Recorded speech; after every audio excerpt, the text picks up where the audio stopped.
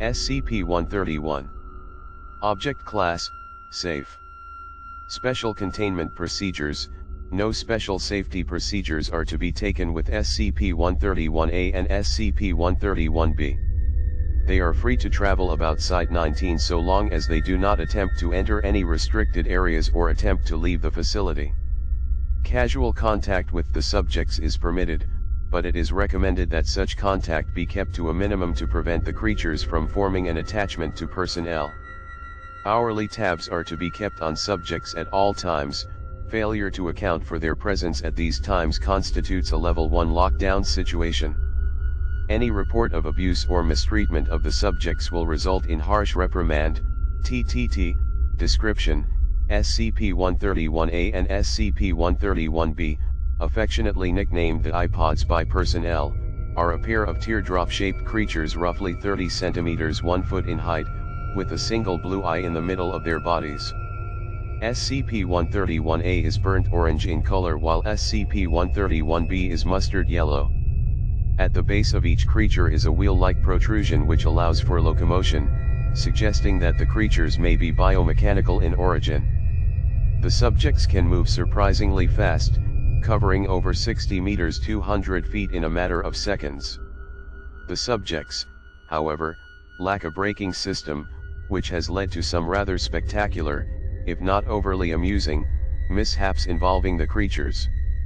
The subjects have also shown the ability to climb sheer surfaces, and have gotten lost in the air vents on more than one occasion. The subjects seem to have the intelligence of common house cats and are insatiably curious.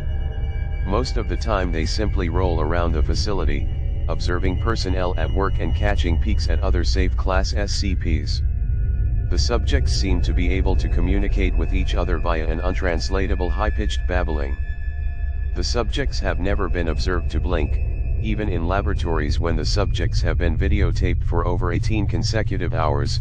The subjects seem to respond well to any affection given to them and will quickly bond to the giver of said affection, much in the same way a puppy bonds with a human being.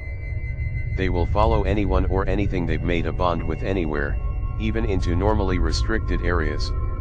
Although curious, the subjects can sense danger in their general vicinity, and if the object of their bond begins to approach something they register as dangerous, example Euclid or Keter class objects, they will swarm around their bonded companion's feet, or appropriate extremities, while babbling in a panicked tone, as if to warn them. Because of the daily dangers faced by Site-19 staff in dealing with Euclid and Keter class objects, it is recommended that staff avoid making attempts to bond with the subjects, as it can pose a distraction during delicate operations and experiments and may pose a danger to the subjects themselves.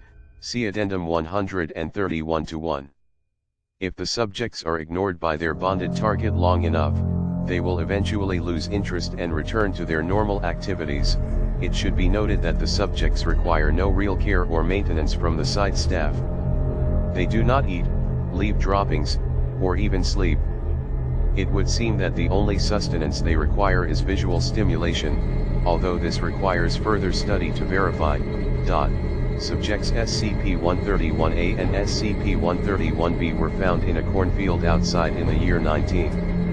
They were promptly transported to Site-19 via data expunged and were then downgraded to Safe Class and given free rein across the site once it became clear they were not broadcasting what they saw to any hostile foreign powers. Addendum 131-1. During an incident that took place on // the subjects followed one of the cleaning staff on a routine cleaning of the container of SCP-173. After their normal attempts to warn the cleaner of the danger were ignored, the creatures rushed into the container in front of him and the other two personnel on duty. Once inside, the staff members observed the subject sitting in front of SCP-173 and watching it intently, as if aware that it could only move if unobserved. The cleaners ignored the presence of the subjects and continued with the bi-weekly cleaning as per standard procedures. When the cleaning crew left, the subjects did as well, rolling backward slowly and never taking their eyes off of SCP-173.